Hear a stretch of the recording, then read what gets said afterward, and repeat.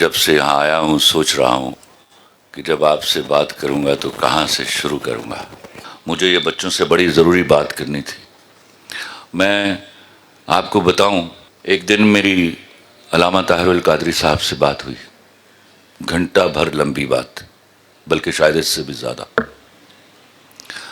زندگی میں جو مجھے جانتے ہیں، جو ملتے ہیں، جنہوں نے سنا، جنہوں نے مجھے دیکھا، وہ بہت اچھی طرح جانتے ہیں میں کبھی کسی شخص سے امپریس نہیں ہوتا، بلکہ اپنے فینس کو بھی منع کرتا ہوں کہ مجھ سے امپریس مت ہوئیے گا. جب میں اچھا کروں تو کہیے گا اچھا ہے، جب میں برا کہوں تو کہیے گا برا ہے. کیونکہ جب آپ کسی سے امپریس ہو جاتے ہیں تو آپ کی قابلیت پر زنگ لگ جاتا ہے.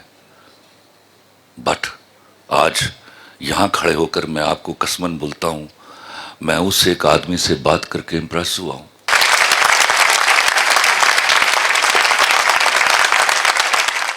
جن پر عطا نہیں ہوتی وہ عطا کو سمجھتے نہیں ہیں. عطا انچیلنجبل ہوتی ہے. اس کا مطلب ہوتا ہے کہ اس شخص پر اللہ تعالیٰ کی مہربانی ہے، اس کو مان لیجئے. اس دن جب میں اس شخص سے بات کر رہا تھا تو میں پریشان ہو کے فون جب میں نے رکھا تو میں نے اپنی کرسی سے ٹیک لگا دی اور پتہ نہیں کتنے ہی ثانیے میں کون سے منظر میں کہیں ڈوب گیا. تو مجھے شاہد صاحب میرے سامنے بیٹھے تھے، انہوں نے پوچھا کیا ہوا خلیل صاحب؟ میں نے کہا شاہد صاحب دعا کیجئے اللہ سے یہ آدمی جلدی مر نہ جائے. ایسے عطا کردہ لوگ کامیاب ہیں، بڑی مشکل سے میسر آتے ہیں ایسے ملک میں جہاں غیرت، حمیت سب کچھ بک رہا ہے.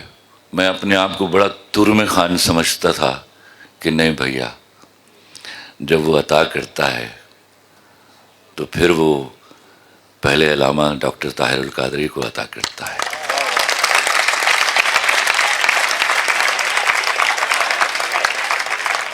خدا کے واسطے میں یہ نہیں کہتا کہ آ کے سڑکوں پر آ کے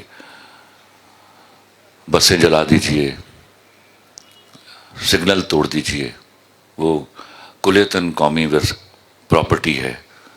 کبھی ایسا کوئی کام مت کیجئے گا، اور آپ نہیں کرتے. میں آپ لوگوں کو سیلیوٹ کرتا ہوں، میں نے آپ کے دھرنے بھی دیکھے ہوئے.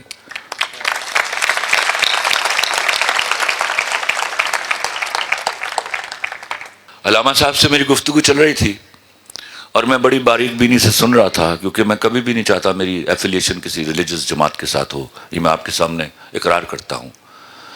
تو مجھے میری آنکھیں نم ہو گئیں کہ وہ شاید اکلوتا شخص ہے جو مسلک سے بالا ہو کر دین کی خدمت کرنا چاہتا ہے.